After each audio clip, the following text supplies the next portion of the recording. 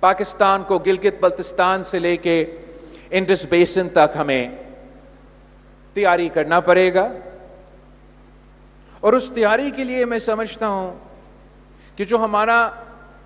پاکستان کے وفاق کے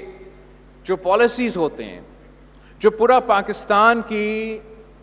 پی ایس ڈی پی آپ کو معلوم ہے کہ پی ایس ڈی پی کیا ہے؟ ایسے ہمارا جو گورننس میں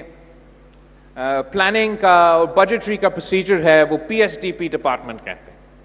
اب مسئلہ صرف یہ ہے کہ جو پی ایس ڈی پی اور اے ڈی پی بناتے ہیں وہ تو 17 سال 60-70 ایئر اولڈ کے ہوتے ہیں. وہ جب تیاریاں کر رہے ہیں تو کیا وہ اگلے 5 سال 10 سال کا سوچ رہے ہیں؟ کیا آپ کا مستقبل کے سوچ رہے ہیں؟ کیا آپ کے بچوں کا مستقبل کے سوچ رہے ہیں؟ سچ میں وہ نہیں سوچ رہے. وہ آنے والے بجٹ نکالنا چاہ رہے ہیں اور اس کے مطابق وہ اپنے کاغذ پہ منصوبے بناتے، اس کا اثرات کیا ہوں گے. میں سمجھتا ہوں کہ اب نیا نسل کو یہ سارے فیصلے کرنے چاہیے، اس لیے ہم ہی مستقبل کے بارے میں سوچ سکتے ہیں اور ماضی کو چھوڑ سکتے ہیں. تو ایون موسمی تبدیلی کے لحاظ سے میرا خیال میں پاکستان کو اپنا پورا کا پورا پی ایس ٹی پی کو پھاڑنا چاہیے اور ایک نیا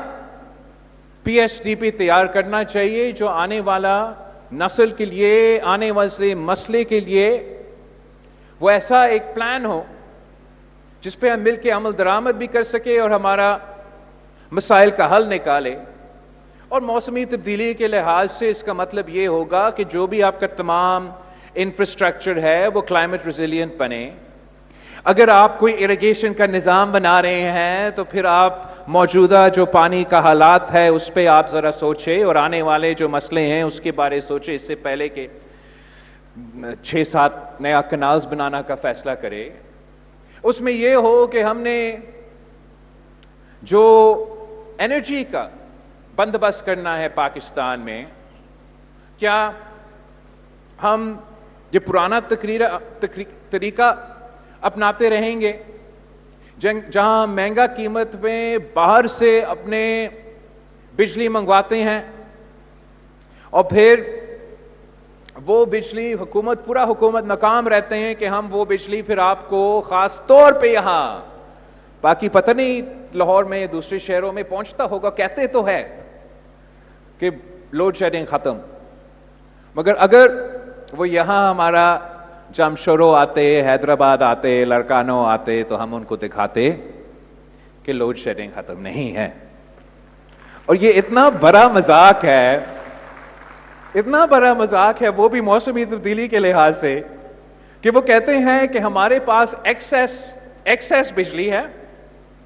تو ہم آپ کو اجازت نہیں دیں گے کہ آپ نیا بجلی گھر بنائیں، چاہے وہ سولر ہو، چاہے وہ ونڈ ہو یا آپ کا کول ہو. اور جو ہمارا مہنگا باہر سے منگوایا ہوا بجلی ہے وہ ہم خریدتے رہیں گے اور وہ زیادہ بجلی ہے، مہنگا ہے، مگر ہر پاکستانی کو ہم بجلی نہیں پہنچا سکتے. تو میں سمجھتا ہوں یہی نتیجہ نکلتا ہے جب آپ جیسے لوگ ہمارے ساتھ بیٹھ کے یہ فیصلہ نہیں کریں کہ اس ملک کا مستقبل کیا ہوگا، اس ملک کے فیصلے کیا ہوں گے، اس ملک کا پالیسی کیا بنے گا. وہ جب آپ وہ فیصلے کریں گے تو پھر شاید کوئی فرق محسوس ہوگا. اس میں ہمارے پاس وسائل ہے. اللہ تعالیٰ نے ہمیں نہ صرف دنیا میں سب سے بڑا جو کوئلہ کا سٹور ہے وہ آپ کے پاس ہے، سندھ میں سورج کا بھی کوئی کمی نہیں ہے، آپ ہی کے یہاں جمپیر سے ہمارا یہ ونڈ پاور بھی بنتا ہے. ہم تو پورا پاکستان کو سب کم ترین پرائس پہ بجلی بھی دلوا سکتے ہیں، لوڈ شیڈنگ کا بھی مقابلہ کر سکتے ہیں اور موسمی تبدیلی کا بھی مقابلہ کر سکتے ہیں. تو میں پر امید ہوں کہ آپ کی مدد کے ساتھ ہم اس ایشو کو اٹھائیں گے، اور یہ ایشو پاکستان کے مستقبل اور آنے والے نسلوں کے لیے بہت اہم ہے۔ ہم نے 26 امینڈمنٹ میں پاکستان کی تاریخ میں پہلی بار ہمارا آئین میں تو لکھوا دیا کہ environment is a fundamental right، اور اب انشاءاللہ تعالی ہم اس پہ مل کے کام کریں گے تاکہ ہم کلائمیٹ ریزیلینٹ انفراسٹرکچر دلوا سکے، ہم گرین انفراسٹرکچر دلوا سکے، ہم گرین اور آرگینک انرجی دلوا سکے، تاکہ آپ کو ہمارا معیشت چلے، آپ کو روزگار ملے، اور ہم سب مل کے ایک ایسا مستقبل کا بندوبست کرے جو روشن بھی ہو۔ اب یہ تو ایک لحاظ سے بہت ہی اہم ٹاپک ہے، ساتھ ساتھ ایک ہی اور بڑا ٹاپیکل اور امپورٹنٹ ایشو ہے جس پہ میں نہ صرف آپ سے بات کرنا چاہ رہا تھا، مگر اس پہ بھی آپ کی مدد چاہیے، باقاعدہ مدد چاہیے۔ دیکھیے، ایک زمانے میں تو انفراسٹرکچر ہوتا تھا تو وہ ہمارا انڈس اور سمندر انفراسٹرکچر ہوتا تھا، پھر اس کے بعد سڑک، روڈ، وہ ہمارا انفراسٹرکچر بن گیا، ریلوے، ایئرپورٹ، ہائی وے، موٹر وے، وہ سب کچھ ہو گیا۔ اب آج کی دنیا میں نیا انفراسٹرکچر موجود ہے، اور جیسے ماضی میں یہ سوچ ہوتا تھا کہ عوام کو یا کنٹرول کرنے کے لیے یا طاقت حاصل کرنے کے لیے ہم نے پہلے سمندر کو کنٹرول کرنا تھا، پھر سڑک کو کنٹرول کرنا تھا، تو کوئی اب آج کی دنیا میں میرا خیال میں میرے اور آپ کے لیے اور آنے والے کل کے لیے جو انفراسٹرکچر ہے وہ ہمارا بینڈ وتھ ہے، وہ ہمارا فائبر آپٹک کیبل ہے، وہ ہمارا وائرلیس انٹرنیٹ سروسز ہے۔ اور ویسے جیسے ماضی میں کسی نہ کسی بہانے پہ آپ کو کنٹرول کرنے کی کوشش کیا گیا ہے، آپ کو سینسر کرنے کی کوشش کیا گیا ہے، ویسے ہی آج کل ایسے کئی کو کوشش ہو رہا ہے۔ اور یہ ایک اور ثبوت ہے کہ آپ کے پاس کتنا طاقت ہے۔ وہ ڈرتے ہیں کہ اجتماعی طور پہ آپ اپنا انٹرنیٹ ڈیوائس نہ استعمال کریں اور کہیں نہ کہیں آپ کا حق کا مطالبہ کریں۔ تو میں سمجھتا ہوں کہ اس سے پہلے کہ ہم اپنا موسمی تبدیلی کے لحاظ سے، اپنے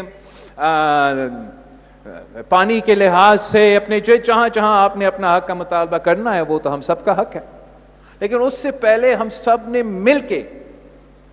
اپنا ماڈرن دنیا میں، آج کے دور میں، جیسے ماضی میں ہمارے بڑوں نے اپنے حق کے لیے جدوجہد کیا اپنے ریالٹیز کے مطابق، ویسے ہی آج کا نیا نسل کو مل کے اپنے حق کے لیے ہمیں جدوجہد کرنا پڑے گا، ہمیں اویئرنیس اسپریڈ کرنا پڑے گا، ہمارے حق ہمیں مطالبہ کرنا پڑے گا۔ اگر آپ تاریخ اٹھا کے دیکھیں، اسی خطے کے، پوری دنیا کے کسی نے کبھی ایسے مفت میں کسی کو اپنا حق نہیں دلوائے۔ تاریخ گواہ ہے کہ جب بھی کسی قوم کو، کسی ہجوم کو، کسی لوگوں کو حق ملا ہے، انہوں نے وہ حق چھینا ہے، اور سب سے اول کا کردار ہمارا طلباء کا رہا ہے، ہمارا اسٹوڈنٹس کا رہا۔ ہم کہتے تو ہیں کہ پاکستان پیپلز پارٹی اور قائد عوام شہید ذوالفقار علی بھٹو نے سرزمین بے آئین کو آئین دلوایا اور جمہوریت اور ہمارا وفاقی جمہوری اسلامی نظام دلوایا، مگر اس میں بھی صف اول کا کردار کس کا تھا؟ اس ملک کا طلباء کا تھا، اس ملک کا نوجوانوں کا تھا۔ شہید محترمہ بینظیر بھٹو نے اگر عامر ضیاء کا مقابلہ کیا، اس ملک میں جمہوریت بحال کیا، تب بھی جو صف اول کا کردار تھا وہ طلباء کا تھا. اور یہی وجہ ہے کہ تب سے لے کے آج تک ہمارا طلباء یونینز بینڈ ہے، ڈرتے ہیں آپ سے. تو آج بھی میں سمجھتا ہوں میں آپ کے پاس آیا ہوں اس لیے، آپ کی ساتھ مانگنے کے لیے، آپ کی مدد مانگنے کے لیے، اس لیے میرا اور آپ کا حق پہ ڈاکہ لگ رہا ہے.